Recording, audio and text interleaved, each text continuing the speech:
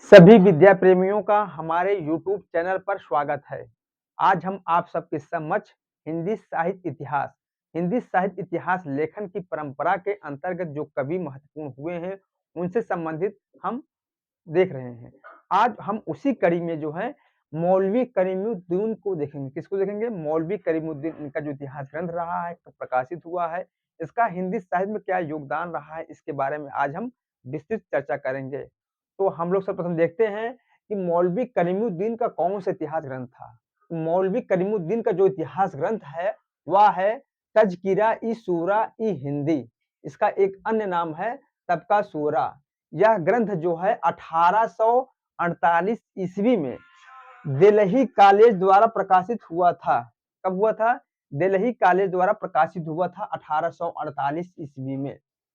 इस ग्रंथ में जो है 1004 कवियों का उल्लेख मिलता है।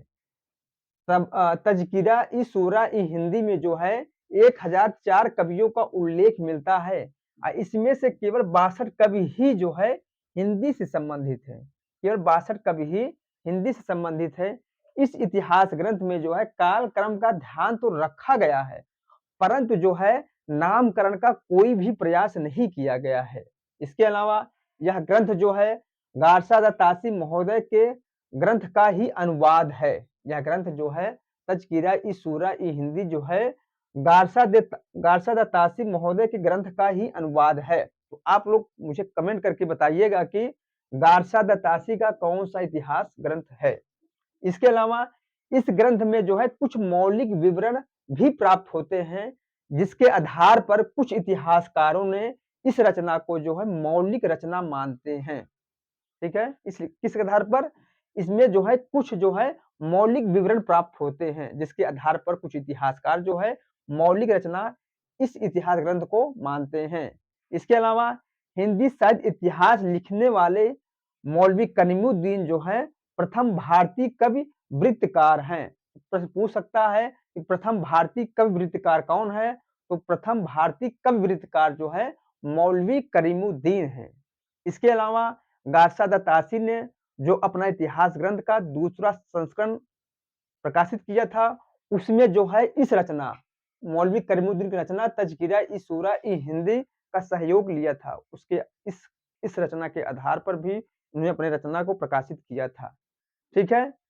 ठीक दोस्तों, अभी हमने देखा मौलवी करीमुद्दीन के बारे में, उनका जो इतिहास ग्रंथ है। अब हम उसी कड़ी में एक छोटे से जो हिंदी साहित्य इतिहास ग्रंथ है, वह है भाषा काव्य संग्रह, जिसके लेखक जो हैं महेश दत्त शुक्ल हैं। भाषा काव्य संग्रह जिसके लेखक जो है महेश दत्त शुक्ल हैं। यह ग्रंथ जो है 1873 ईस्वी में प्रकाशित हुआ था। कब हुआ था? 1873 ईस्वी में। यह ग्रंथ जो है हिंदी भाषा में लिखा गया हिंदी साहित्य इतिहास ग्रंथ है। यह जो है हिंदी भाषा में लिखा गया। किसमें लिखा गया था? हिंदी भाषा में लिखा गया था। यह ग्रंथ जो है हिंदी भाषा में लिखा गया था। यह ग्रंथ जो है नवल किशोर प्रकाशन लखनऊ द्वारा प्रकाशित हुआ था। यह जो है नवल किशोर प्रकाशन द्वारा नवल किशोर प्रकाशन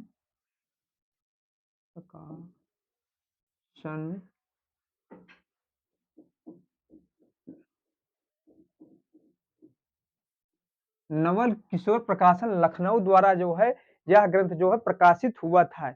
इसमें कुछ प्राचीन कवियों की रचनाएं मिलती हैं। इस ग्रंथ में जो है भाषा काव्य संग्रह में जो है कुछ प्राचीन कवियों की जीवनियां मिलती हैं, जो हिंदी साहित्य इतिहास लेखन में महत्वपूर्ण भूमिका निभाती है। क्या है?